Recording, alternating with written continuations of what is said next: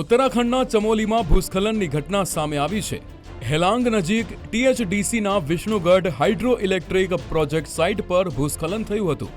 ભૂસ્ખલનની ઘટનામાં 12 શ્રમિકો ઇજાગ્રસ્ત થયા હતા, જેમાંથી 4ની હાલત ગંભીર માનવામાં આવે છે।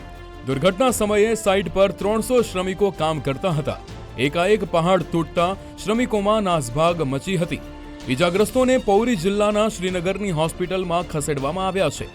દુર્ઘટના બાદ પ્રોજેક્ટ સાઇટ પર કામ હાલ પૂરતું બંધ કરી દેવાયું છે। સલામતી સુનિશ્ચિત કર્યા બાદ કામ ફરીથી શરૂ કરવામાં આવશે। ભૂસ્ખલન બાદ SDRF, પોલીસ અને આરોગ્ય વિભાગની ટીમ ઘટના સ્થળે પહોંચી હતી। THDC દ્વારા જોશીમઠ નજીક હેલાંગથી અલકનંદા નદીના પાણીને રોકવા માટે બેરેજ બનાવવામાં આવી રહ્યો છે। બેરેજથી પાણી પીપલકોટી લવાશે અને ટર્બાઇન મારફતે વીજળી પેદા કરાશે। અગાઉ 2021માં અલકનંદામાં પૂરના કારણે બેરેજનો એક ભાગ તૂટ્યો હતો।